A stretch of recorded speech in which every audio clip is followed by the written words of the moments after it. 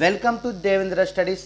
మనం ఈ in service teachers కోసం ప్రత్యేకంగా మన గణిత అంటే టెట్లో మ్యాథ్స్ సిలబస్ని మనం 30 భాగాలుగా చేస్తూ డే 1 యొక్క సిలబస్ చూస్తే మనకు 30 భాగాలు చేసామంటున్నాం కదా. సో అసలు మ్యాథ్స్లో మొత్తం ఎన్ని యూనిట్లు ఉంటుంది, సో ఎన్ని యూనిట్లను మనం ఎన్ని భాగాలుగా విభజించుకున్నాం అని ఒకసారిగా మనం గమనిస్తే ఫస్ట్ మనకు సంఖ్యామానం అనే ఒక చాప్టర్ ఉంటుంది. మొత్తం 6 యూనిట్లు ఉంటాయి మనకు మ్యాథ్స్లో. సంఖ్యామానము, నెక్స్ట్ అంకగణితము, నెక్స్ట్ బీజగణితము, రేఖాగణితము, నెక్స్ట్ క్షేత్రమితి లేదా దీన్నే క్షేత్ర గణితం అని కూడా అంటారు. ఇంకా లాస్ట్ది దత్తాంశ నిర్వహణ. సో ఈ మొత్తం మనకు 6 యూనిట్లు ఉంటాయి. ఈ 6 యూనిట్లని నుంచి మనకు 24 మార్కులు అనేది రావడం జరుగుతుంది. మిగిలిన 6 మార్క్స్ అనేది మెథడాలజీకి సంబంధించింది. మెథడాలజీ అంటే డైట్ మెథడాలజీ బుక్లు 2 బుక్లు ఉంటాయి. ఆ 2 బుక్కుల నుంచి మనకు 6 మార్కులు అనేది రావడం జరుగుతుంది. రైట్. సో ఈ మొత్తం 6 చాప్టర్ని మనం 30 డేస్లో మనం ప్లాన్ చేసాం. రోజు ఒక్కొక్క కాన్సెప్ట్ తీసుకొని క్లియర్ కాన్సెప్ట్ని ఎక్స్ప్లెయిన్ చేస్తూ ప్రీవియస్లో బిట్ ఎలా వచ్చింది, ఇంకా బిట్ రావడానికి ఎలా అవకాశం ఉంది అనే దాని గురించి మనం ఈ వీడియోస్లో చర్చించడం జరుగుతుంది. రైట్. సో మనం ఫస్ట్ యూనిట్గా అంటే మనకు ఈజీగా జామెట్రీ అనే కాన్సెప్ట్ని మనం తీసుకోవడం జరిగింది. మనకు ఫస్ట్ చాప్టర్గా మనం సరే ఈ జామెట్రీని మొత్తం ఎన్ని భాగాలుగా విభజించినామంటే 5 భాగాలుగా విభజించినాం జామెట్రీ. దాంట్లో ఫస్ట్ కాన్సెప్టు ప్రాథమిక జామితీయ భావనలు మరియు రేఖలు మరియు కోణాలు. నెక్స్ట్ రెండో కాన్సెప్ట్గా బహుభుజులు. నెక్స్ట్ ఇంకా మూడో కాన్సెప్ట్గా తీసుకుంటే మూడో కాన్సెప్ట్గా మనము త్రిభుజాలు, 4 చతుర్భుజాలు, 5 సౌష్ఠవము, ద్విమితీయ త్రిమితీయ ఆకారాలపై అవగాహన, ప్రయోగిక జామితి అని మొత్తం మనకు 5 కాన్సెప్ట్లుగా విభజించుకోవడం జరిగింది. సో మనం ఒక్కొక్క కాన్సెప్ట్లో అంటే ఒక్కొక్క భావనలో మనకి ఈరోజు ఫస్ట్ వీడియో అనుకుందాం. ఫస్ట్ వీడియోలో ప్రాథమిక జామితీయ భావనలో ఉన్నటువంటి కాన్సెప్ట్ ఏంటి, ఆ తర్వాత రేఖలు కోణాల్లో ఉన్నటువంటి కాన్సెప్ట్ ఏంటని ఎక్స్ప్లెయిన్ చేసి, తర్వాత గతంలో ప్రీవియస్ 2024 టెట్ అదేవిధంగా 2025 టెట్లో వచ్చినటువంటి ప్రశ్నలు మనము ఒకసారి ఎక్స్ప్లెయిన్ చేసుకునే ప్రయత్నం చేద్దాం. Okay, right. ఇంకా మనం స్టార్ట్ చేస్తే జామెట్రీ యొక్క ఇంట్రడక్షన్ గురించి మనం ఒకసారి నేర్చుకునే ప్రయత్నం చేద్దాం. జామెట్రీ అంటే రేఖాగణితమును తెలుగులో జామితి అని పిలుస్తారు. రేఖాగణితమును తెలుగులో ఏమని పిలుస్తాం? జామితి అని పిలుస్తారు. అదే రేఖాగణితాన్ని ఆంగ్లంలో జామెట్రీ అని పిలుస్తారు. జామెట్రీ అనేది ఏ భాషా పదము? ఆంగ్ల భాషా పదము. జామితి అనేది తెలుగు భాషా పదము. సో ఈ రేఖాగణితంను ఆంగ్లంలో జామెట్రీ అంటాం కదా. ఈ జామెట్రీ అనే ఆంగ్ల పదము మనకు జియోమిట్రియాన్ అనే 2 గ్రీకు పదాల నుండి వచ్చింది. చూడు, 6th క్లాస్లో మిట్రియాన్ ఉంటుంది మనకు, అదేవిధంగా 9thలో మిట్రియాన్ ఉంటుంది, 6th క్లాస్లో జియోమెట్రాన్ అని ఉంటుంది. 6th క్లాస్లో జియోమెట్రాన్ ఉంటుంది, 9th క్లాస్లో జియోమిట్రియాన్ అనే ఈ 2 గ్రీకు పదాల నుండి వచ్చింది. సో జామెట్రీ అనే ఆంగ్ల భాషా పదము, జియోమిట్రియాన్ అనే 2 గ్రీకు పదాల నుండి వచ్చింది. జియో అనగా అర్థం ఏంటి? జియో అనగా అర్థం ఏంటి అంటే భూమి అని అర్థం. జియో అనగా అర్థం ఏంటి? భూమి అని అర్థం. అదే మిట్రియాన్ అనగా అర్థం ఏంటి? మిట్రియాన్ అనగా కొలుచుట అని అర్థం. మిట్రియాన్ అనగా కొలుచుట అనే అర్థం. అంటే జామితి అనేది భూ కొలతలను కొలుచుటకు ఉద్భవించినదిగా మనం భావించవచ్చు. జామితి అనేది భూ కొలతలను కొలుచుటకు ఉద్భవించినదిగా మనం భావించవచ్చు. ఓకేనా, రైట్. ఆ తర్వాత మనకు జామితిని మొదటిసారిగా ప్రాచీన ఈజిప్టుని అధ్యయనం చేశారు. ఆ తర్వాత కాలంలో బాబిలోనియన్లు, తర్వాత గ్రీకులు, అలా మనకు రేఖాగణితం అనేది అభివృద్ధి జరిగింది. మనకి ఇంతవరకు అయితే దీని యొక్క హిస్టరీ అంటే బేసిక్ జామెట్రీ యొక్క బేసిక్ తెలుసు చాలు. ఇంకా మనకు డిఎస్సికి అయితే దాని యొక్క పూర్వపరాలు కూడా మనం నేర్చుకోవాలి. మనకు just TET what is what అనేది మాత్రమే మనం ఇక్కడ నేర్చుకునే ప్రయత్నము చేద్దాం. రైట్, ఇప్పుడు మనం డైరెక్ట్గా కాన్సెప్ట్లోకి వెళ్తే, సో మనం ఫస్ట్ కాన్సెప్ట్ ఏం చెప్పుకున్నాము? ప్రాథమిక జామితీయ భావనలు. ప్రాథమిక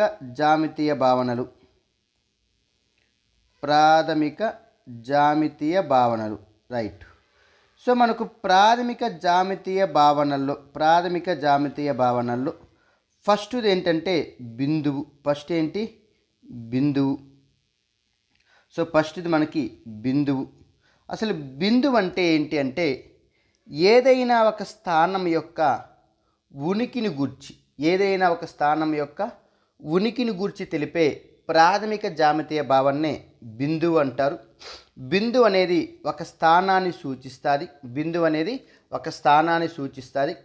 రెండు రేఖలు ఖండించుకునే చోటును కూడా మనం బిందువు అంటారు. బిందువుకి పొడవు కానీ వెడల్పు మందం అనేది కలిగి ఉండదు. బిందువును ఆంగ్ల పెద్ద అక్షరాలతో సూచిస్తాం. చాలు, మనకు బిందువు అంటే ఏదైనా ఒక స్థానం యొక్క ఉనికిని గూర్చి తెలిపే ప్రాథమిక జామితీయ భావనని బిందువు అంటారు. సో బిందువు అనేది ఒక స్థానాన్ని సూచిస్తుంది. రెండు రేఖలు ఖండించుకునే చోటును కూడా మనం బిందువు అంటాం. బిందువుకు పొడవు వెడల్పు మందం కలిగి ఉండదు. బిందువులను ఆంగ్ల పెద్ద అక్షరాలైనటువంటి ఏ కామ బి కామ అంటే ఆంగ్ల పెద్ద అక్షరాలతో సూచిస్తాం. ఇంకా దీనికి మించి మనం నేర్చుకోవాల్సిన అవసరం లేదు. నెక్స్ట్ రేఖాఖండం, లైన్ సెగ్మెంట్.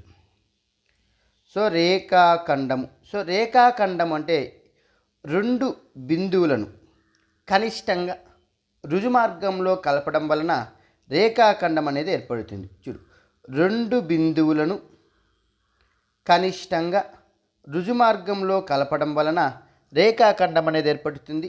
ఇది నిర్దిష్టమైన పొడవును కలిగి ఉంటుంది. దీని పొడవును మనం కొలవచ్చును. రేఖాఖండాన్ని మనము ఏబి బార్ లేదా బిఏ బార్తో సూచిస్తాం. రేఖాఖండము అనంత బిందువుల సముద్రం, అంటే ఈ మధ్యలో ఇన్ని అనంతమైన బిందువులు ఉంటుంది. అదేవిధంగా రేఖాఖండానికి రెండు అంత్య బిందువులు ఉంటాయి. అంటే ఎన్ పాయింట్స్ ఎన్ని ఉంటాయి? రెండు అంత్య బిందువులు ఉంటాయి. రేఖాఖండం యొక్క పొడవును కొలుచుటకు స్కేలును ఉపయోగిస్తాం. నెక్స్ట్ ఇంపార్టెంట్ పాయింట్ చెప్తున్నాను చూడండి. రెండు రేఖాఖండాలను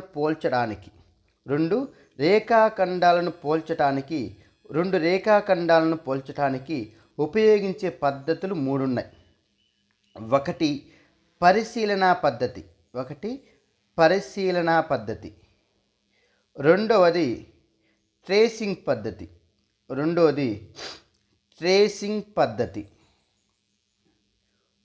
మూడు స్కేలు మరియు విభాగిని ఉపయోగించి పోల్చే పద్ధతి. ఇది రెండు రేఖాఖండాలను పోల్చడానికి ఉపయోగించే పద్ధతులు. రెండు రేఖాఖండాలను పోల్చడానికి ఉపయోగించే జామితీయ పరికరాలు రెండు. ఇవి రెండు జామితీయ పరికరాలు. ఒకటి స్కేలు, రెండు విభాగిని.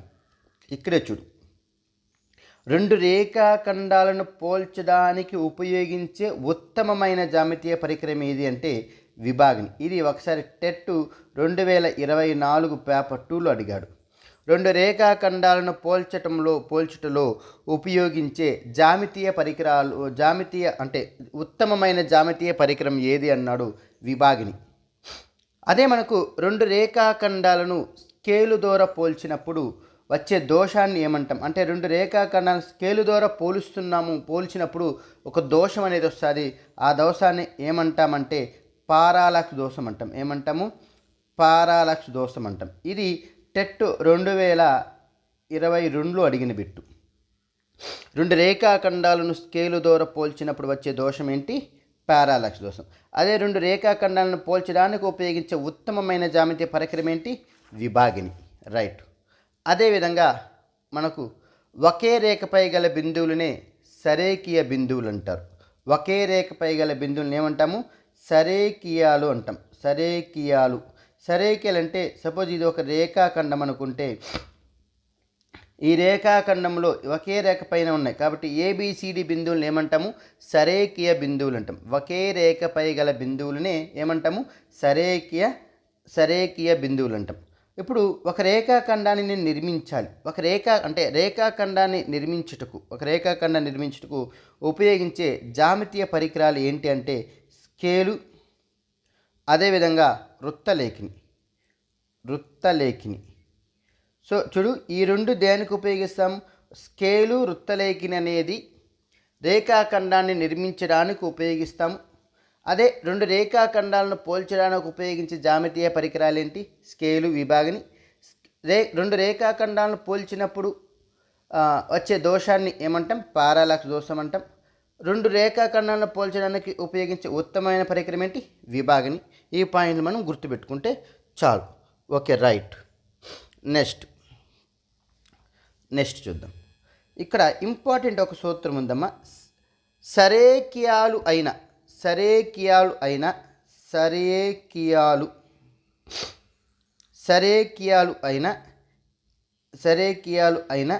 n బిందువుల గుండా గీయదగు రేఖాఖండాల సంఖ్య 1. ఎందుకు సరేఖీయాలంటే ఆ రేఖ మీదే ఉండాలి కదా, ఆ రేఖాఖండం మీదే ఉండాలి. అది రేఖాఖండమైన రేఖ అయినా ఒకటే. ఇప్పుడు చెప్పే విషయంలో సరేఖీయాలు అయిన n బిందువుల గుండా గీయదగు రేఖాఖండాల సంఖ్య 1. సపోజ్ అవి సరేఖీయాలు అంటే ఒకే రేఖ పైన లేదు ఆ బిందువులు అంటే సరేఖీయాలు కాని n బిందువుల గుండా గీయదగు రేఖాఖండాల సంఖ్య సూత్రం ఏంటంటే n×n-1/2. ఇది చాలా చాలా ఇంపార్టెంట్ ఫార్ములా. సరేఖీయాలు కాని n బిందువుల గుండా గీయదగు రేఖాఖండాల సంఖ్యకు సూత్రం ఏంటి? n×n-1/2. సార్ ప్రశ్న ఎలా అడుగుతాడు? ప్రాబ్లం దీంట్లో ఒకసారి టెట్ 2022లో ఒక ప్రాబ్లం అడిగాడు. ఏం అడిగాడు చూడండి. 5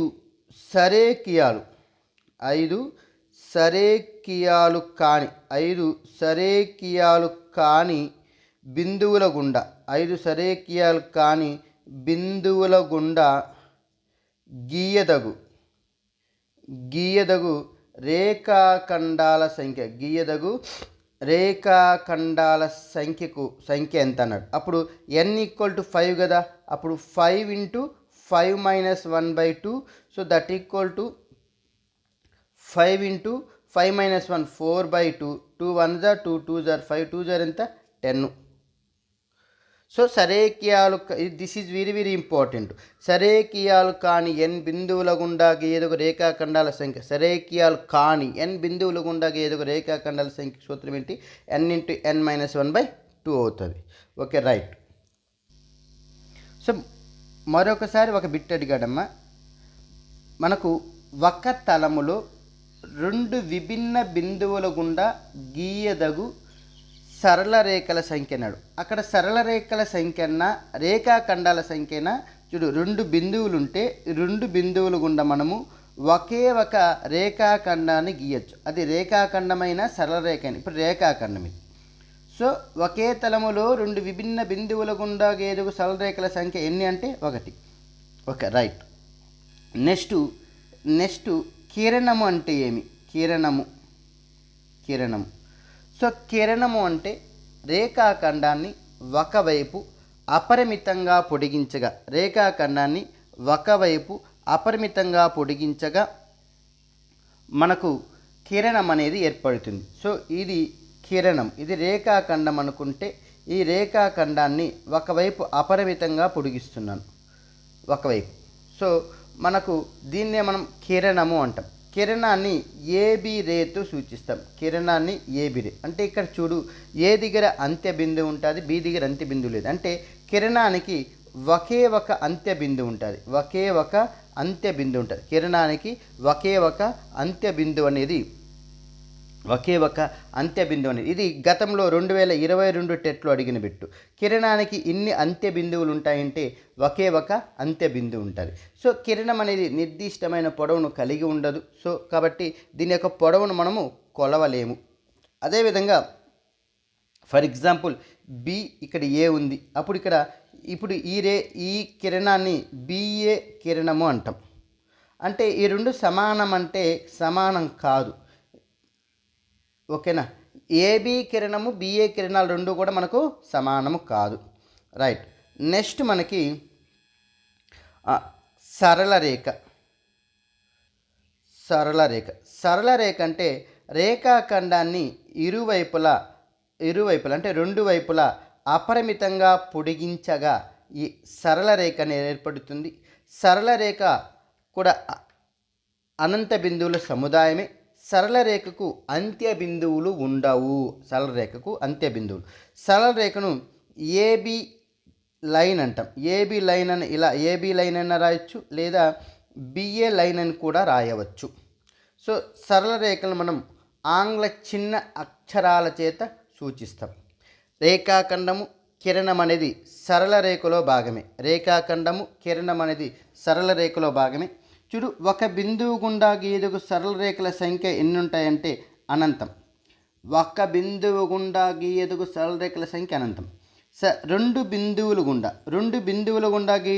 రేఖల సంఖ్య 1. ఇదే మొన్న అడిగిన పెట్టి డిఎస్సిలో. 2 బిందువుల గుండా గీయదగు సరళ రేఖల సంఖ్య 1. సేమ్ సరేఖీయాలు కాని n బిందువుల గుండా గీయదగు సరళ రేఖల సంఖ్య n-1/2 అవుతుంది. n రేఖాఖండానికి అదే సూత్రము, సరళ రేఖ కూడా అదే సూత్రము. ఇది సరళ రేఖకి సంబంధించి. నెక్స్ట్ మనకి ఎగ్జామ్లో ఏదైతే అవసరమో అది మాత్రమే చెప్పుకుంటున్నాం. కొన్ని అన్ఇంపార్టెంట్ యొక్క కాన్సెప్ట్ అంటే డెఫినేషన్లు వదిలివేస్తున్నాం. అది ఎగ్జామ్కి రాని వదిలేస్తున్నాం. నెక్స్ట్ సమతలం అంటే ఏమి? సమతలము అంటే అన్ని వైపులా అపరిమితంగా విస్తరించిన చదునైన ప్రదేశాన్ని సమతలం అంటారు. For example blackboard. So ఇది మనకు సమతలానికి ఎగ్జాంపుల్. చూడు, అన్ని వైపులా అపరిమితంగా విస్తరించిన చదునైన ప్రదేశాన్ని ఏమంటాము? సమతలం అంటాం. Okay, right. ఇది అపరిమిత బిందువుల సముదాయం అవుతుంది. నెక్స్ట్ కోణం అంటే ఏమి? కోణము అంటే ఒకే తొలి బిందువును కలిగిన రెండు కిరణాల సమ్మేళనాన్ని కోణము అంటాం. సపోజ్ ఒకే తొలి బిందువును కలిగి ఉంది ఈ రెండు కిరణాలు, ఇది ఓఏ, ఇది ఓబి. ఓకే, సో ఓఏ కిరణము, ఓబి కిరణం. సో ఇది ఈ ప్రాంతాన్ని అంటే ఒకే తొలి బిందువు కలిగిన రెండు కిరణాల సమ్మేళనాన్ని కోణం అంటారు. ఈ కోణాన్ని మనము ఈ కోణాన్ని యాంగిల్ ఏఓబి కానీ లేదా యాంగిల్ బిఓఏతో సూచిస్తాము. సో గతంలో అంటే టెట్ 2024లో ఏమడిగాడంటే యాంగిల్ ఏఓబి కోణములో శీర్షము అన్నాడు. ఏఓబి కోణంలో శీర్షం అంటే శీర్షం ఇప్పుడు కూడా ఇలా రాసినప్పుడు మధ్య ఉంటుంది కదా. సో ఈ మధ్య బిందువు వద్దే శీర్షం ఉంటుంది.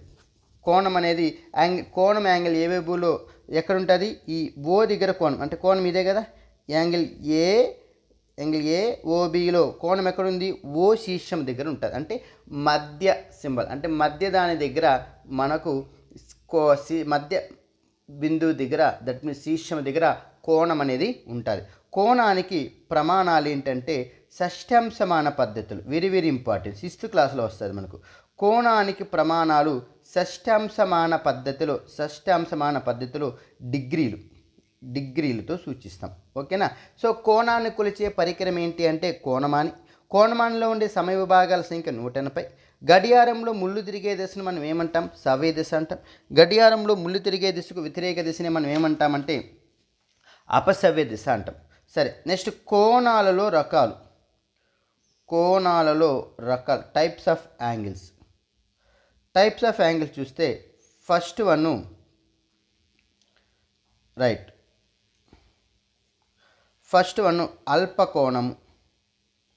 అల్పకోణము. దీన్ని అక్యూట్ యాంగిల్ అంటాం లేదా లఘు కోణం అంటాం. సో ఒక కోణం యొక్క విలువ 0 డిగ్రీల కంటే ఎక్కువగాను 90 డిగ్రీల కంటే తక్కువగా ఉంటే ఆ కోణాన్ని అల్పకోణం అంటాం. సో 0 కన్నా ఎక్కువ, 90 కన్నా తక్కువ, దాన్ని మనం ఏమంటాం? అల్పకోణం అంటాం. నెక్స్ట్ లంబకోణము. లంబకోణము అంటే ఒక కోణం విలువ 90 డిగ్రీలు అయితే, ఒక కోణం విలువ 90 డిగ్రీలు అయితే ఆ కోణాన్ని మనం లంబకోణము అంటాం. నెక్స్ట్ అధిక కోణము లేదా గురు కోణము. అధిక కోణము. అధిక కోణము అంటే ఒక కోణం విలువ 90 డిగ్రీల కంటే ఎక్కువగాను 180 డిగ్రీల కంటే తక్కువగా ఉంటే ఆ కోణాన్ని అధిక కోణం అంటాం. That means 90 degrees less than angle A less than 180. ఒక కోణం యొక్క విలువ 90 డిగ్రీల కన్నా ఎక్కువగాను 180 డిగ్రీల కన్నా తక్కువగా ఉంటే ఆ కోణాన్ని మనం ఏమంటాము? అధిక కోణము అంటారు. నెక్స్ట్ సరళ కోణము. సరళ కోణం. సరళ కోణము అంటే ఒక కోణం విలువ 180 డిగ్రీలు అయితే ఆ కోణాన్ని ఒక సరళ కోణం అంటాం. సో సరళ కోణంలో మనకు అంటే 180ని మనం 2 × 90గా రాయొచ్చా? అంటే ఒక సరళ కోణంలో ఎన్ని లంబ కోణాలు ఉంటాయంటే 2 లంబ కోణాలు ఉంటాయి. ఏమి? 2 లంబ కోణాలు ఉంటాయి. నెక్స్ట్ పరావర్తన కోణము. పరావర్తన కోణం. పరావర్తన కోణం అంటే ఒక కోణం విలువ 180 డిగ్రీల కన్నా ఎక్కువగాను 180 డిగ్రీల కన్నా ఎక్కువగాను 360 డిగ్రీల కన్నా తక్కువ ఉంటే 360 డిగ్రీల కన్నా తక్కువ ఉంటే ఆ కోణాన్ని మనం పరావర్తన కోణం అంటాం. నెక్స్ట్ సంపూర్ణ కోణం. Complete angle. సంపూర్ణ కోణం అంటే ఒక కోణం యొక్క విలువ 360 డిగ్రీలు అయితే, ఒక కోణం యొక్క విలువ 360 డిగ్రీలు అయితే ఆ కోణాన్ని సంపూర్ణ కోణం అంటాం. సంపూర్ణ కోణాన్ని మనం 2 × 180 రాయొచ్చు, అంటే 2 సరళ కోణాలకు సమానం. అదేవిధంగా 360ని 4 × 90గా రాయొచ్చు, 4 లంబ కోణాలుగా కూడా రాయొచ్చు. సో ఒక కోణం యొక్క విలువ 360 డిగ్రీలు అయితే ఆ కోణాన్ని సంపూర్ణ కోణం అంటాం. ఒక సంపూర్ణ కోణంలో 2 సరళ కోణాలు ఉంటాయి, 4 లంబ కోణాలు ఉంటాయి. నెక్స్ట్ శూన్య కోణం. శూన్య కోణం. శూన్య కోణం అంటే ఒక కోణం యొక్క విలువ 0 డిగ్రీలుగా ఉన్నట్లయితే ఆ కోణంని మనం శూన్య కోణము అంటాం. 0 డిగ్రీలు ఉంటే ఆ కోణాన్ని మనం ఏమంటాము? శూన్య కోణము అంటాం. సో శూన్య కోణానికి బెస్ట్ ఎగ్జాంపుల్ అంటే ఏంటంటే 2 సమాంతర రేఖల మధ్య ఏర్పడే కోణాన్ని మనం ఏమంటామంటే శూన్య కోణం. 2 సమాంతర రేఖల మధ్య ఏర్పడే కోణం ఏంటి? శూన్య కోణము. నెక్స్ట్ ఇంకా 3 రకాల కోణాల గురించి మనం నేర్చుకోవాలి. Very very important. సో పూరక కోణం అంటే ఏమి? సో 2 చాలు, 3 కూడా సంయుగ్మ కోణం అవసరం లేదు. పూరక సంపూరక కోణం నేర్చుకుంటే చాలు, మనకు సంయుగ్మ కోణం అవసరం లేదు. రైట్.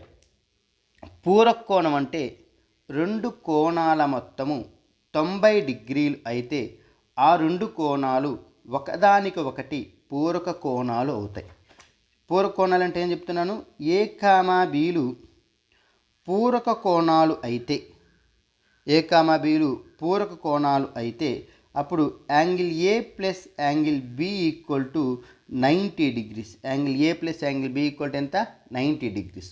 సో 2 కోణాల మొత్తం 90 డిగ్రీలు అయితే ఆ 2 కోణాలు ఒకదానికి ఒకటి పూరక కోణాలు అవుతాయి.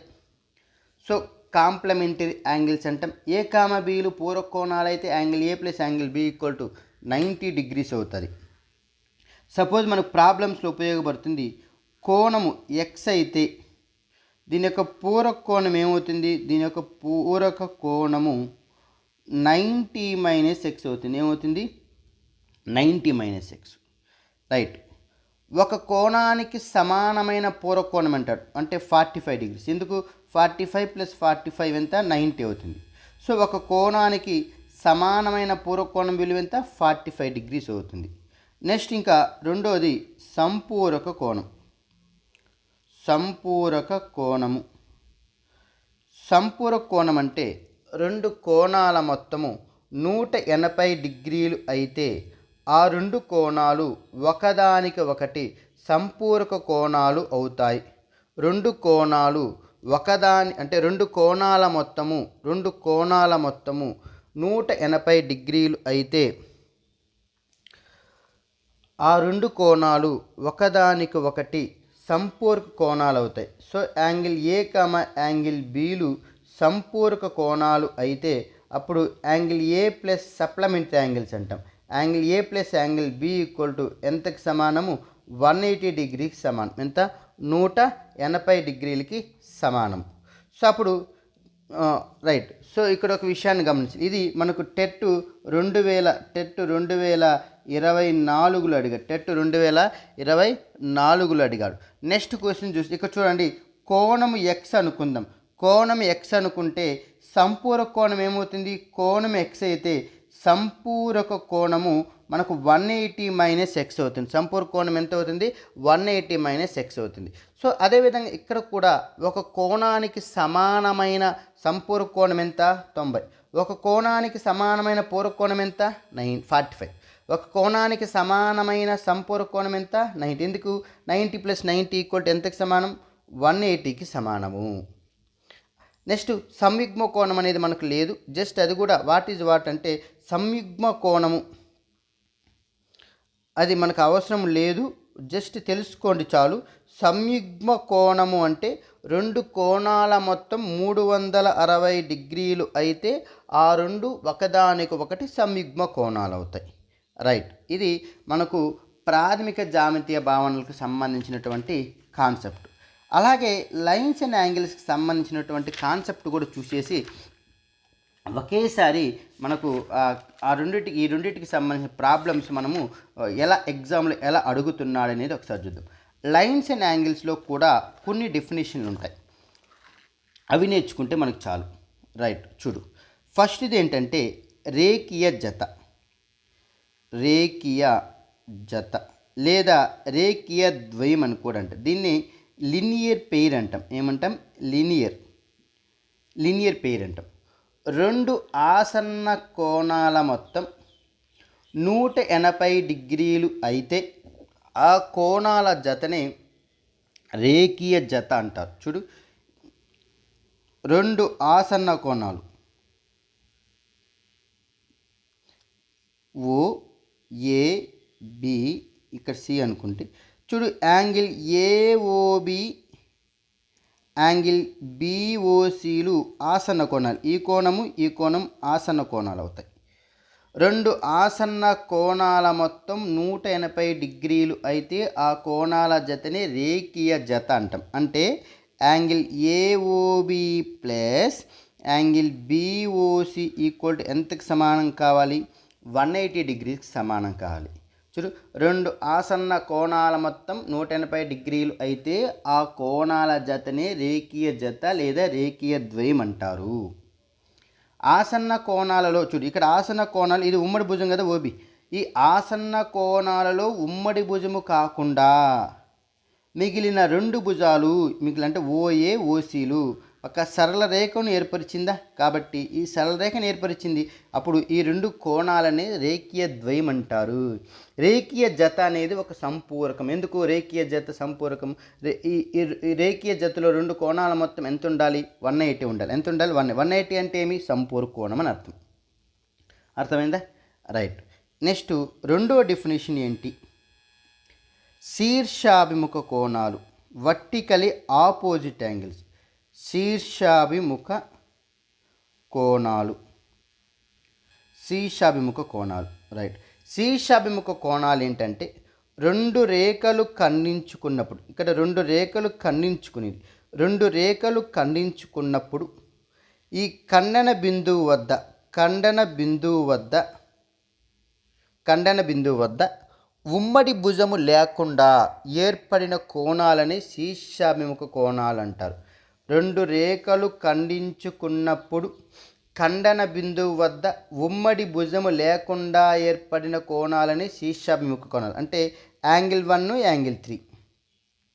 ఇది శీర్ష వర్టికలీ ఆపోజిట్ యాంగిల్స్, అంటే ఖండన బిందువుకి ఎదురెదురుగా, అంటే ఉమ్మడి శీర్షం కదా, ఉమ్మడి శీర్షానికి ఎదురెదురుగా ఏర్పడిన కోణాలు అనొచ్చు. శీర్షానికి అభిముఖం, శీర్షానికి ఎదురుగా, పేరులోని శీర్షాభిముఖ, శీర్షం వద్ద, ఉమ్మడి శీర్షం వద్ద అభిముఖం ఎదురెదురుగా ఏర్పడే కోణాలను మనం శీర్షాభిముఖ కోణాలు అంటాం. యాంగిల్ 1, యాంగిల్ 3, అదేవిధంగా యాంగిల్ 2, యాంగిల్ 4 అవుతుంది. సో ఇప్పుడైనా గుర్తుపెట్టుకోండి, శీర్షాభిముఖ కోణాలు ఎల్లప్పుడూ సమానంగా ఉంటుంది. శీర్షాభిముఖ అంటే యాంగిల్ 1 ఎంత ఉంటుందో యాంగిల్ 3 అంతే ఉంటుంది, యాంగిల్ 2 కోణం విలువ ఎంతో యాంగిల్ 4 కూడా అంతే. అంటే శీర్షాభిముఖ కోణాలు ఎల్లప్పుడూ సమానంగా ఉంటుంది. శీర్షాభిముఖ కోణాలు ఎల్లప్పుడూ సమానంగా ఉంటుంది. Is clear? రైట్. ఇది మనకు టెట్ 2022లో అడిగిన బిట్టు. ఓకేనా? రైట్. నెక్స్ట్ చూస్తే ఖండన రేఖలు.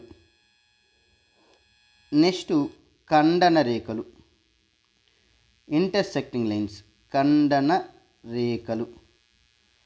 ఖండన రేఖలు అంటే రెండు సరళ రేఖలు ఒకే ఒక ఉమ్మడి బిందువు వద్ద ఖండించగా ఏర్పడే రేఖలనే ఖండన రేఖలు అంటారు. చూడు, ఇది ఖండన రేఖలు. సో L, M ఇది రెండు సరళ రేఖలు ఒకే ఒక ఉమ్మడి బిందువు వద్ద ఖండించగా ఏర్పడే రేఖలనే ఖండన రేఖలు అంటారు. ఆ ఉమ్మడి బిందువునే మనం ఖండన బిందువు అంటాం. ఈ ఉమ్మడి బిందువుని ఏమంటాం? ఖండన బిందువు అంటాం. నెక్స్ట్ మిళిత రేఖలు లేదా అనుసక్త రేఖలు. మిళిత రేఖలు లేదా అనుసక్త రేఖలు.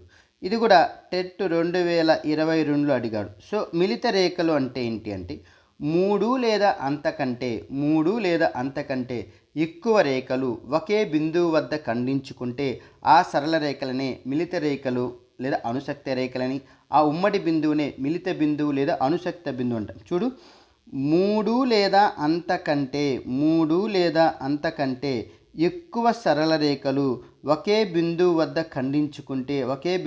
ఖండించుకుంటే ఆ రేఖలను మిళిత రేఖలు అంటారు. ఆ ఉమ్మడి బిందువునే మిళిత బిందువు అంటారు. అదే రెండు సరళ రేఖలు ఖండించుకుంటే ఖండన రేఖలు. మూడు లేదా అంతకంటే ఎక్కువ రేఖలు ఒకే బిందువు వద్ద ఖండించుకుంటే ఆ సరళ రేఖలను మిళిత రేఖలు అంటారు. రైట్. నెక్స్ట్ వన్ సమాంతర రేఖలు, ప్యారలల్ లైన్స్. సమాంతర రేఖలు అంటే ఒకే సమతలంలో ఉండి ఉమ్మడి బిందువు కలిగి ఉండని రేఖల్ని సమాంతర రేఖలు అంటారు. సమాంతర రేఖలను L, Mలు సమాంతర రేఖలు కానీ అయితే దాన్ని మనం ఎలా సూచిస్తాం? L parallel to M అంటూ సూచిస్తాం. L parallel to M.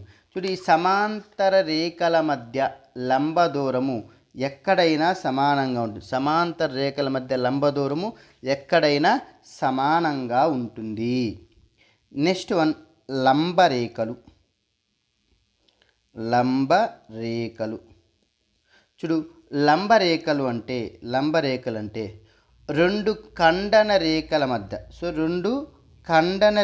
మధ్య కోణము 90 డిగ్రీలు అయితే ఆ రేఖలనే లంబ రేఖలు అంటారు. రెండు ఖండన రేఖల మధ్య కోణము 90 డిగ్రీలు అయితే ఆ రేఖలనే లంబ రేఖలు అంటారు. సపోజ్ L, Mలు లంబ రేఖలైతే దాన్ని L ఈజ్ పర్పెండిక్యులర్ టు Mతో సూచిస్తాము. ఒక రేఖ ఉంది, ఈ రేఖకు గీయదగు లంబ రేఖల సంఖ్య అనంతం. ఎంత? అనంతం. ఓకేనా? రైట్. సో లంబ రేఖలన్నీ కూడా ఖండన రేఖలు అవుతాయి, కానీ ఖండన రేఖలన్నీ కూడా లంబ రేఖలు కావు. బాగా గుర్తుపెట్టుకో, ఈ లంబ రేఖలన్నీ కూడా ఖండన రేఖలే, కానీ ఖండన రేఖలన్నీ కూడా లంబ రేఖలు కావు. నెక్స్ట్ ట్రాన్స్వర్సల్ అంటే ఏమి? తిర్యగ్రేఖ. ట్రాన్స్వర్సల్. తిర్యగ్రేఖ అంటే రెండు లేదా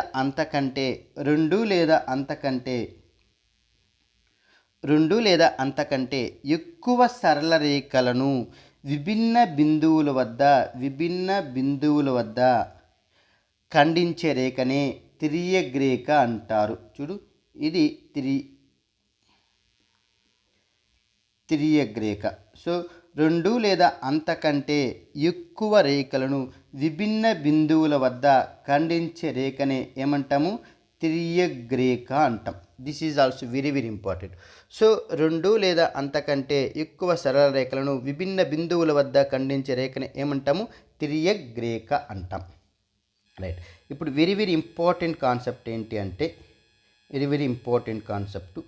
రైట్, చూడండి, చాలా చాలా ఇంపార్టెంట్.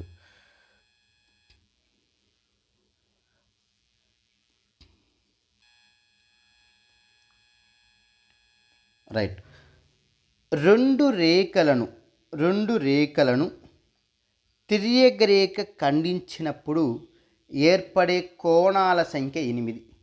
సపోజ్ రెండు సరళ రేఖలు ఇవి, నాట్ ప్యారలల్ లైన్స్. నేను సమాంతర రేఖల గురించి నేను ఇక్కడ మాట్లాడడం లేదు, కేవలము రెండు సరళ రేఖలు అని మాత్రమే చెప్తున్నాను. అర్థమవుతుందా? రెండు సరళ రేఖలను ఇది రెండు సరళ రేఖలు. రైట్. ఈ రెండు సరళ రేఖలను తిర్యగ్రేఖ ఖండిస్తుంది. ఇది తిర్యగ్రేఖ ఖండించింది. తిర్యగ్రేఖ ఖండించినప్పుడు మనకిక్కడ ఎన్ని కోణాలు ఏర్పడుతాయంటే 8 కోణాలు అనేది ఏర్పడతాయి.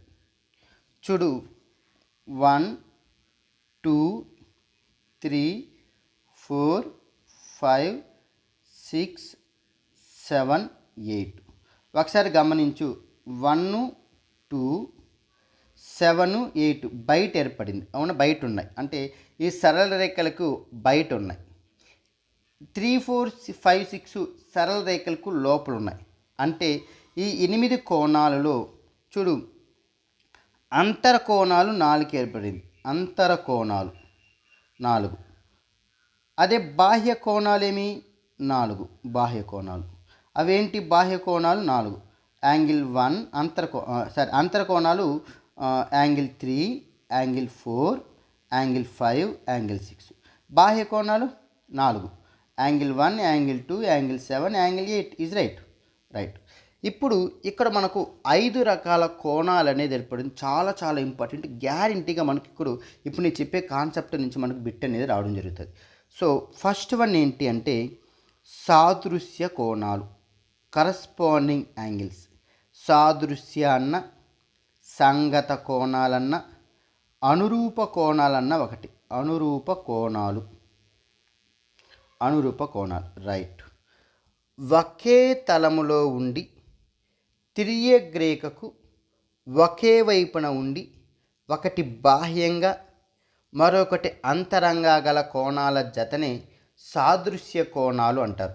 చూడు, నేనేం చెప్తున్నాను, ఒకే సమతలములో ఉండి తిర్యగ్రేఖకు ఒకే వైపున ఉంటూ ఒకటి అంతరంగాను మరొకటి బాహ్యంగా గల కోణాల జతనే సాదృశ్య కోణాలు అంటారు. చూడు, ఇప్పుడు మనం చెప్పే అన్ని కోణాలలో అడ్జసెంట్ యాంగిల్స్ అంటే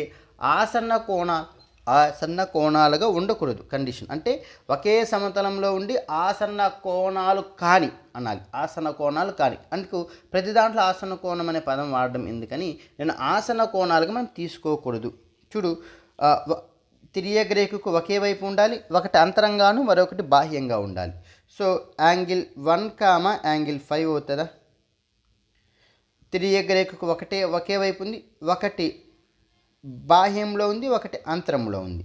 నెక్స్ట్ మరొకటి యాంగిల్ 4, యాంగిల్ 8. తిర్యగ్రేఖకు ఒకే వైపున ఒకటి అంతరంగాను మరొకటి బాహ్యంగా ఉంది. Next angle 2, angle 6. Next angle 3, angle 7. ఇవి సాదృశ్య కోణం. సార్ యాంగిల్ 1 యాంగిల్ 4 అంటే ఈ రెండు పక్క పక్కన ఉన్నాయి. పక్క పక్క ఉన్నాయంటే ఆసన కోణాలు, వాటిని తీసుకోకూడదు. సో సాదృశ్య కోణాలంటే ఒకే సమతలంలో ఉండి ఆసన్న కోణాలు కానివి, తిరియక్ రేఖకు ఒకే వైపున ఉండి ఒకటి బాహ్యంగా మరొకటి అంతరంగా, ఒకటి బాహ్యంగా మరొకటి అంతరంగా ఉండే కోణాల జతనే మనం ఏమంటాము, కోణాల జతని ఏమంటాము, సాదృశ్య కోణాలు అంటారు. రైట్. నెక్స్ట్ చూడు, ఏకాంతర కోణాలు. రెండోది ఏకాంతర కోణాలు, ఆల్టర్నేట్ ఇంటీరియర్ యాంగిల్స్ అంటాం. వెరీ వెరీ ఇంపార్టెంట్ ఇది కూడా. ఒకే సమతలంలో ఉండి తిరియక్ రేఖకు చిరోక వైపున ఉంటూ అంతరంగా ఉండే కోణాల జతనే ఏకాంతర కోణాలు అంటారు. ఒకే సమతలంలో ఉండి తిరియక్ రేఖకు చిరోక వైపున ఉంటూ అంతరంగా ఉండే కోణాల జతని ఏకాంతర అంతరంలో ఉండాలి. చూడు, యాంగిల్ 3 యాంగిల్ 5. చూడు, తిరియక్ రేఖకు చిరోక వైపున ఉంది, అంతరంగా ఉంది. So angle 3 angle 5, angle 4 angle 6. Sir angle 3 angle 4 చిరోక వైపు ఉందంటే అది కాదు, ఇవి పక్క పక్కన ఉన్నాయి. ఇవి ఏ కోణాలు? ఆసన్న కోణాలు. అర్థమైందా? సో ఆసన్న కోణాలు ఉండకూడదు. ఇప్పుడు మనం చెప్పుకునే భావనల్లో ఆసన్న కోణాలు ఉండవు, ఆసన కోణాలుగా తీసుకోకూడదు. ఆసన కోణాలంటే మనం ఒకే సమతలంలో ఉండి ఒకే ఉమ్మడి భుజము, ఒకే ఉమ్మడి శీర్షం, అంటే దట్ మీన్ ఉమ్మడి శీర్షం కలిగి ఉన్న కోణాలను ఆసన కోణాలు అంటే మన భాషలో పక్క పక్క ఉన్న కోణాలు, ఇవి తీసుకోకూడదు. నెక్స్ట్ ఇంకా మూడోది ఏకబాహ్య కోణాలు. ఏకబాహ్య కోణం బాహ్యంలో ఉంటాయి. అంటే ఒకే సమతలంలో ఉండి తిరియక్ రేఖకు చిరోక వైపున ఉంటూ బాహ్యంగా ఉండే కోణాల జతని ఏకబాహ్య కోణాలు అంటారు. ఒకే సమతలానికి చెంది తిరియక్ రేఖకు చిరోక వైపున ఉంటూ బాహ్యంగా ఉండే కోణాల జతనే ఏకబాహ్య కోణాలు అంటారు. చెప్పండి, యాంగిల్ 1, యాంగిల్ 7, యాంగిల్ 7. అదేవిధంగా యాంగిల్ 2, యాంగిల్ 8. ఇవి ఏకబాహ్య కోణాలు. నెక్స్ట్ ఇంకా మనకు సహ అంతర కోణాలు. ఏంటి?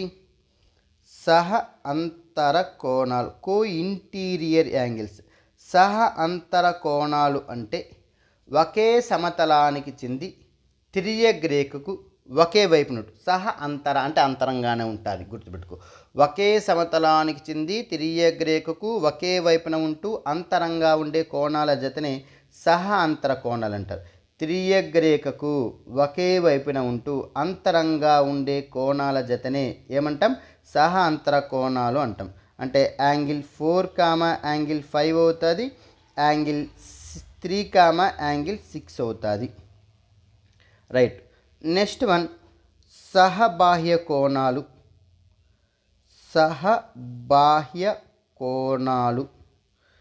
సో సహబాహ్య కోణాలంటే చూడు, ఒకే సమతలానికి చెంది తిరియక్ రేఖకు ఒకే వైపున గల బాహ్య కోణాల జతని మనం సహబాహ్య కోణాలు అంటాం. చూడు, సహబాహ్య కోణాలు ఏమి? Angle 1, angle 8, angle 2, angle 7. ఇవి సహబాహ్య కోణాలు. సో ఈ 5 రేఖలు వెరీ వెరీ వెరీ ఇది అంటే ఇప్పుడు చెప్పే కాన్సెప్ట్ చాలా చాలా ఇంపార్టెంట్. సాదృశ్య కోణాలంటే చూడు ఒకసారి రఫ్గా, సాదృశ్య కోణాలంటే ఏమి? తిరియక్ రేఖకు ఒకే వైపున ఉంటూ ఒకటి బాహ్యంగా మరొకటి అంతరంగా ఉండాలి. ఏకాంతర కోణాలంటే ఏమి? తిరియక్ రేఖకు చెరొక వైపున ఉంటూ అంతరంగా ఉండాలి. ఏకబాహ్య కోణాలేంటి? తిరియక్ రేఖకు చెరొక వైపున ఉంటూ బాహ్యంగా ఉండే కోణాలు. సహాంతర కోణాలేమి? తిరియక్ రేఖకు ఒకే వైపున ఉంటూ అంతరంగా ఉండాలి. సహబాహ్య తిరియక్ రేఖకు ఒకే వైపున ఉంటూ బాహ్యంగా ఉండాలి. Okay, right. ఇప్పుడు ఒకసారి గమనించు. ఇప్పుడు నేను ఏం చెప్తున్నాను అంటే, ఇప్పుడు ఈ 2 సరళ రేఖలను గురించి మాత్రమే ఇప్పుడు మాట్లాడినా. ఇప్పుడు ఈ 2 సరళ రేఖలు ఎల్ కామా ఎంలు సమాంతర రేఖలు కానీ అయితే ఏం చెప్తున్నాను? ఎల్కామయంలు సమాంతర రేఖలుగా అనేది, ఇది చాలా చాలా ఇంపార్టెంట్. చూడు, రెండు సమాంతర రేఖలను రెండు సమాంతర రేఖలను తిర్యక్ రేఖ ఖండించినప్పుడు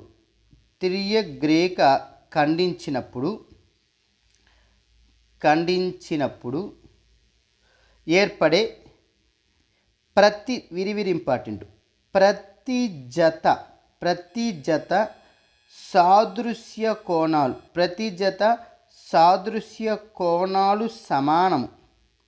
అదేవిధంగా ప్రతి జత ఏకాంతర కోణాలు కూడా సమానమే. ఇక్కడ ప్రతి జత ఏక బాహ్య కోణాలు కూడా సమానమే. ప్రతి జత సహ అంతర కోణాలు సంపూరకాలు. అంటే దాని అర్థం ఏంటి? యాంగిల్ 4 ప్లస్ యాంగిల్ 5 ఎంతకు సమానం? 180కి సమానం. అదేవిధంగా ప్రతి జత సహబాహ్య కోణాలు కూడా ఏమవుతుంది? సంపూరకాలు. అర్థమైందా? So very very very important. ఇది మనకు ప్రాబ్లమ్స్లో ఉపయోగపడుతుంది. సో రెండు సమాంతర రేఖలను తిర్యక్ రేఖ ఖండించినప్పుడు ఏర్పడే ప్రతి జత సాదృశ్య కోణాలు సమానము, ప్రతి జత ఏకాంతర కోణాలు సమానం, ప్రతి జత ఏక బాహ్య కోణాలు సమానం, ప్రతి జత సహ అంతర కోణాలు సంపూరకాలు, ప్రతి జత సహ బాహ్య కోణాలు సంపూరకాలు అవుతుంది. ఇది మనకు లైన్స్ అండ్ యాంగిల్స్కి సంబంధించినటువంటి కాన్సెప్ట్. జస్ట్ నేను బ్రీఫ్గానే చెప్పాను, అంటే చాలా క్లుప్తంగా చెప్పాను, అంతేగాని మీకు లాగింగ్ అయితే కాదని నేను అనుకుంటున్నాను. సో అప్పటికే మనకు 45 మినిట్స్ అయిపోయింది. సరే, మనము ప్రాబ్లమ్స్లోకి వెళ్తే చూడు, ఒక జత పూరక కోణాల కొలతలలో వ్యత్యాసము 24 అయినా ఆ కోణాలు ఎంత అన్నాడు. సరే, ఇక్కడ గమనించండి, కోణము ఎక్స్ అనుకో. దీని యొక్క పూరక కోణం అంటే ఏం చెప్పినాం? రెండు కోణాల మొత్తం ఎంత? 90 డిగ్రీస్. ఈ కోణం ఎక్స్ అయితే దీని యొక్క పూరక కోణం ఏమవుతుంది? పూరక కోణము 90 - x అవుతుంది. పూరక కోణం 90 - వీటి మధ్య వ్యత్యాసం ఎంతంట? 24. సో నువ్వు దీనైనా ఫస్ట్ రాయి, లేదా ఎక్స్నైనా ఫస్ట్ రాయి, వచ్చిన నష్టమే లేదు. చెప్పిన అర్థమైందా? సో ఇప్పుడు నేను 90 - x ఈ రెండు కోణాల మధ్య వ్యత్యాసం 24. మీరు ఏదైనా రాయొచ్చు, ఇదైనా రాయొచ్చు, ఇదైనా రాయొచ్చు, ఇబ్బందే లేదు, వచ్చి నష్టమే లేదు. సో 90 - x, ఇక్కడ -x = 24. Right. So 90 - x -2x = 24. So 90 ఈ +24 ఇప్పుకు వస్తే -24, ఈ -2x వస్తే +2x వెళ్తుంది. సో మనకు 90 - 24 ఎంత? 66. That equal to 2x.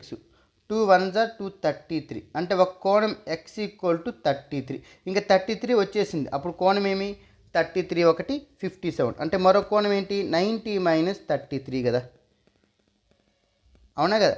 90 - 33 ఎంత? 57. ఇందుకు ఒక కోణం x అయితే దాని పూర్వ కోణం ఎంత? 90 - x. అంటే 90 - 33 57 వచ్చిందా? చూడు సార్, ఒకవేళ నువ్వు రివర్స్ రాస్తే నీకు 57 వచ్చి ఉంటుంది. ఏది? x -90 - x రాసుకున్నా అంటే x -90 - x కంపల్సరీగా బ్రాకెట్ వేయాలి, = 24. ఇలా కూడా రాయొచ్చు, ఎలా అయినా రాయొచ్చు. ఓకేనా? రైట్. నెక్స్ట్ వన్, నోట్ పుస్తకపు ఆసన్న అంచులు క్రింది వాటిలో దేనికి ఉదాహరణ? చూడు, ఇది నోట్ పుస్తకం ఇలా ఉంటుంది కదా, ఒక రెక్టాంగిల్లోనో స్క్వేర్లోనో ఉంటుంది. సరే, ఇప్పుడు ఇలా ఉంది నోట్ పుస్తకం. ఈ అంచులు, ఇది కోణం ఎంత ఉంటుంది? 90 డిగ్రీస్ ఉంటుంది. అంటే ఇప్పుడు ఏ కోణం ఇది? అంటే ఏ రేఖలు? లంబరేఖలు. లంబరేఖలన్నీ కూడా ఏ రేఖలు అని చెప్పుకున్నాం? ఖండన రేఖలు అని చెప్పుకున్నాం. చెప్పినామా లేదా? లంబరేఖలన్నీ కూడా అంచులు అంటే ఇది, ఇక్కడ అంచులు ఇది కదా, ఎడ్జెస్. ఇక్కడ ఇక్కడ కూడా కోణం ఎంత 90, ఇక్కడ 90. లంబ రేఖలన్నీ కూడా ఏ రేఖలు? ఖండన రేఖలు. అంటే అంచులు ఎలా ఉంటాయి? ఖండన రేఖలు అవుతాయి మరియు లంబ రేఖలు అవుతాయి. అంటే బిఎన్సి. నెక్స్ట్ వన్, రెండు సమాంతర రేఖలను ఒక తిర్యక రేఖ ఖండించింది. ఇప్పుడే నేర్చుకున్నాం. రెండు సమాంతర రేఖలను తిర్యక రేఖ ఖండించినప్పుడు తిర్యక రేఖకు ఒకే వైపున ఉండుటకు సాధ్యమగు ఒక జత అంతరకోణాలు. ఒకే వైపు ఉండాలి అంతరకోణాలు. ఇవి సమాంతర రేఖలైతే ఈ రెండు కోణాలు మొత్తం ఎంతకు సమానము? 180కి సమానం. అదేనే చెప్పింది. రెండు సమాంతర రేఖలను తిర్యక రేఖ ఖండించినప్పుడు ఏర్పడే దీన్ని ఏ కోణాలు అంటారు? సహ అంతర కోణాలు అంటారు. సహ అంతర కోణాలు సంపూరకాలు. సో 180 రావాలి. ఇది 90, ఇది 90. సో దీన్ని యాడ్ చేయి, ఇది 190 వస్తుంది. కాబట్టి 135 + 45, సో 180 అవుతుంది. చూడు బిట్ ఎలా అడిగాడు. ఈ కాన్సెప్ట్ నీకు తెలిసి ఉండాలి. మనం చెప్పింది అంటే తిర్యక రేఖకు ఒకే వైపున ఉంటూ అంతరంగా ఉండే కోణాల జత సహాంతర కోణాలు అంటారు. ఒకవేళ ఇచ్చిన రేఖలు సమాంతర రేఖలు అయితే అక్కడ ఏర్పడే ప్రతి జత సహాంతర కోణాలు ఏమవుతుంది? సంపూరకాలు అవుతుంది. రైట్.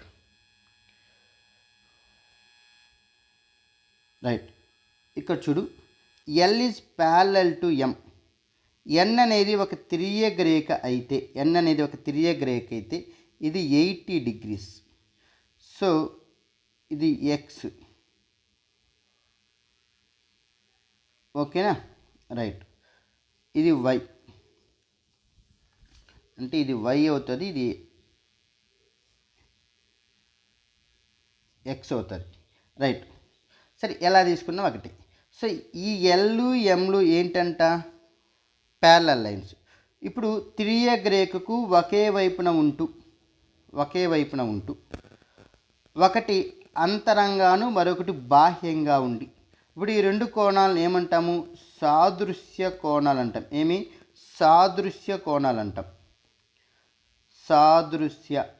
సాదృశ్య కోణాలు. సో మనకు సమాంతర రేఖలను తిర్యక రేఖ ఖండించినప్పుడు ఇక్కడ ఏర్పడే సాదృశ్య కోణాలు ఎలా ఉంటాయి? సమానంగా ఉంటుంది. అవునా? అప్పుడు ఇది ఎంత అవుతుంది? 80ని. ఎలాగో ఇవి ఇది రెండు సరళరేఖలు అనుకుంటే ఇది శీర్షాభిముఖ కోణాలు కదా, కాబట్టి ఇది కూడా ఎంత ఉంటుంది? 80నే ఉంటుంది. సో 80 + 80 ఎంత? 160. అర్థమైందా? సరే, ఈ రెండు శీర్షాభిముఖ కోణాలు ఎల్లప్పుడూ సమానంగానే ఉంటుంది.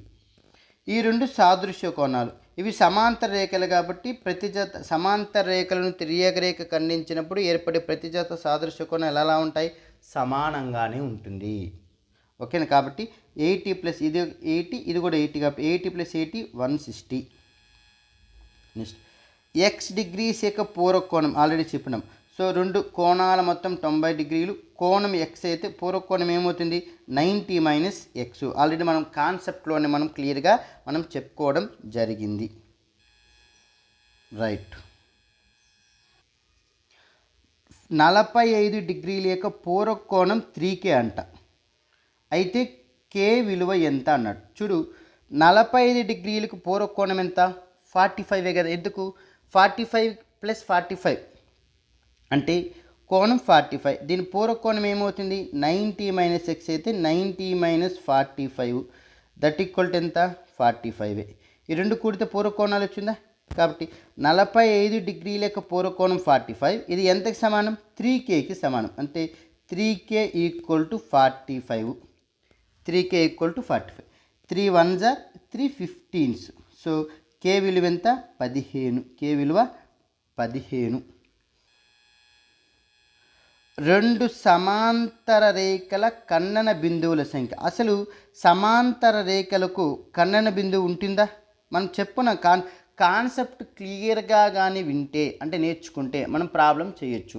రెండు సమాంతర రేఖల అసలు ఒకే సమతలంలో ఉండి ఖండన బిందువు, దట్ మీన్స్ ఉమ్మడి బిందువు లేనటువంటి కోణాలని సమాంతర రేఖలు అంటాం. కాబట్టి రెండు సమాంతర రేఖలకు ఖండన బిందువులు అనేది ఉండదు. చూడు, ఎక్స్ యొక్క సంపూరక కోణం y అంట. అయితే ఎక్స్ ప్లస్ వై అంతే కదా, X plus Y equal to ఎంతకు సమానం 180. ఎందుకు, సంపూర్ణ కోణాల మొత్తం ఎంతకు సమానం 180. ఇది కూడా కాన్సెప్ట్ బేస్డే కదా. సంపూర్ణ కోణం అంటే రెండు కోణాల మొత్తం 180 డిగ్రీలు అయితే అవి ఒకదాని ఒక్కొక్కటి సంపూర్ణ కోణాలు. ఓకేనా, రైట్.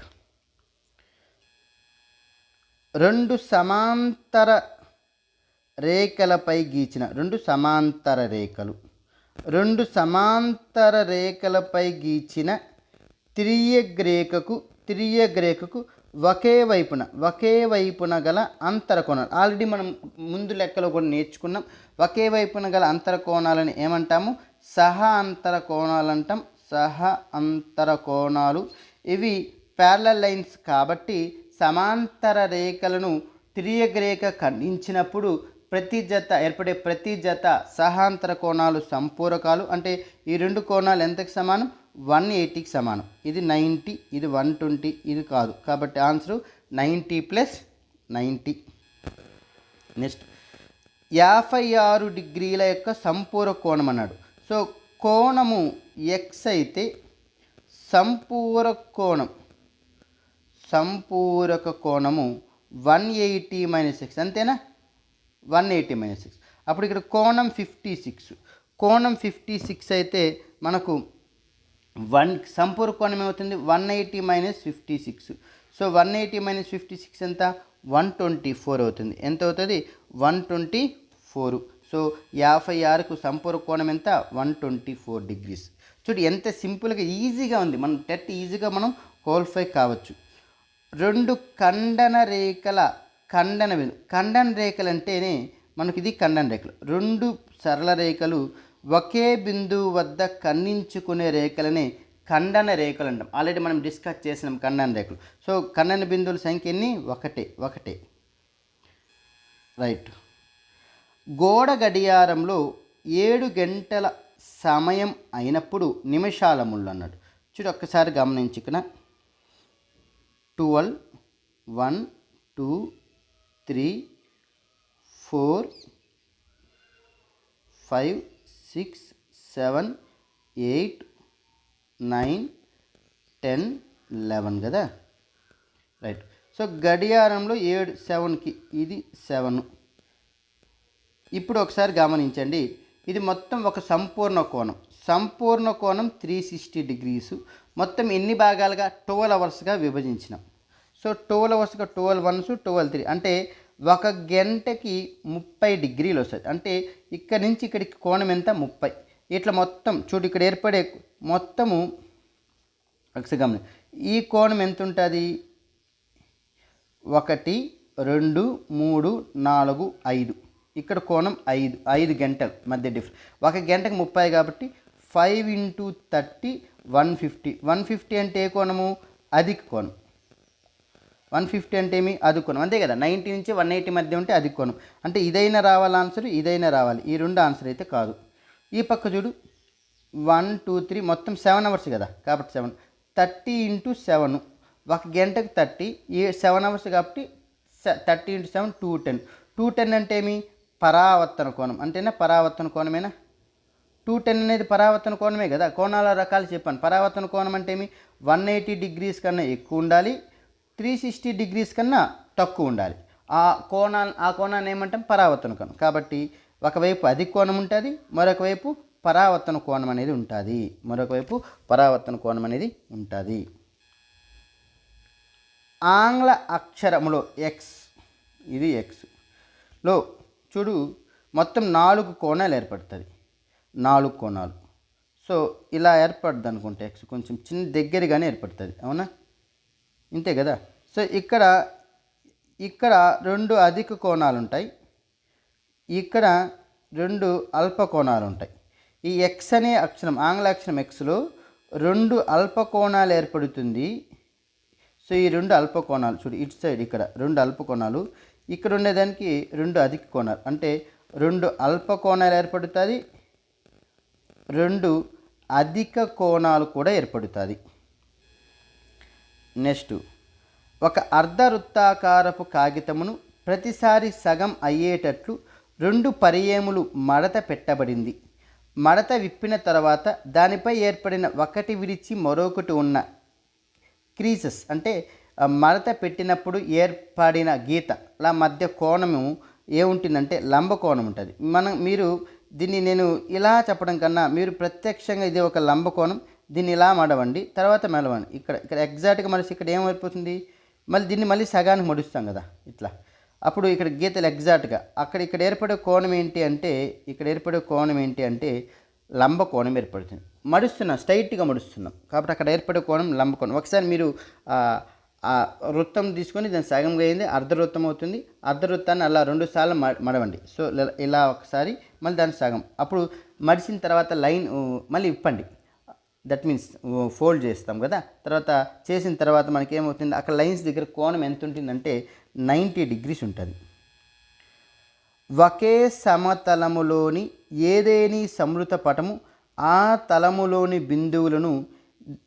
బిందువుల సమితిగా ఇన్ని 3 బిందువుల సమితిగా విభజిస్తుంది.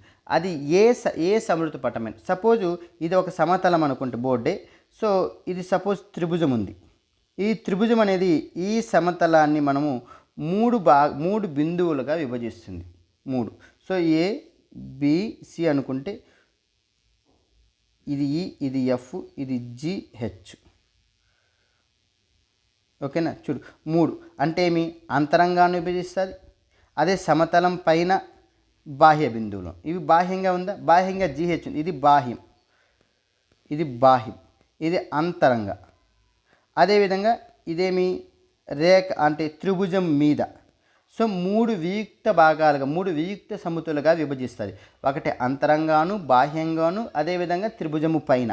సో ఈ విధంగా 3 వియుక్త బిందువుల సమితిగా విభజించును. చూడు త్రిభుజం పైన అంటే ఏబిసి శీర్షం ఉన్నాయి బిందువులు. అది త్రిభుజం లోపల అంతరంలో అయితే డిఈ ఉంది. అది త్రిభుజం బాహ్యం అయితే జిహెచ్. ఇలా 3 వియుక్త సమితులుగా అంటే ఒక సమతలంలో ఏదైనా సమృత పటము ఆ తలంలోని బిందువులను 3 వియుక్త బిందువుల సమితులుగా విభజిస్తుంది. రైట్. ఇది మనకు 9th క్లాస్లో వస్తుంది. కానీ మొన్న టెట్ 2025లో అడిగిన బిట్ ఇది. సో యూక్లిడ్ యొక్క స్వీకృతాలు మొత్తం 5 ఉంటాయి. 5 స్వీకృతం పెద్దది కాబట్టి 4 ఇచ్చాడు. సో ఏదైనా బిందువు నుండి మరొక బిందువుకి ఒకే ఒక సరళ రేఖను గీయవచ్చు. ఇది యూక్లిడ్ యొక్క స్వీకృతం. ఒక సరళ రేఖ నుంచి మరొక సరళ రేఖ అంటే ఒక బిందువు నుంచి మరొక బిందువుకు గీయదగు సరళ రేఖల సంఖ్య ఏకైకము. గీయబడిన నిర్దిష్ట రేఖాఖండం, ఇప్పుడు నిర్దిష్ట రేఖాఖండం ఉంది, నిరవధికంగా పొడిగించలేము. ఎందుకు పొడిగించలేము, ఇది రేఖాఖండం అంటే రేఖాఖండాన్ని ఇరువైపులా నిరవధికంగా పొడిగించవచ్చు. ఇరువైపులా అప్పుడు సరళ రేఖ ఏర్పడుతుంది. ఇది కూడా యూక్లిడ్ యొక్క స్వీకృతి. కానీ వాడు పొడిగించలేమన్నాడు కాబట్టి మన ఆన్సరు ఇదే, సెకండ్ ఆప్షన్. ఇచ్చిన కేంద్రం మరియు వ్యాసార్థంతో వృత్తాన్ని నిర్మించవచ్చు. అన్ని లంబకోణాలు పరస్పరం సమానం. ఈ 3 కూడా మనకు యూక్లిడ్ యొక్క స్వీకృతమే. ఇక్కడ పొడిగించవచ్చినప్పుడు అది కూడా యూక్లిడ్ యొక్క స్వీకృతమే అవుతుంది. నెక్స్ట్ చూడు, ఆంగ్ల అచ్చులలో బాగా గుర్తుపెట్టుకో, చదివేటప్పుడు పర్ఫెక్ట్గా చదువుతారు.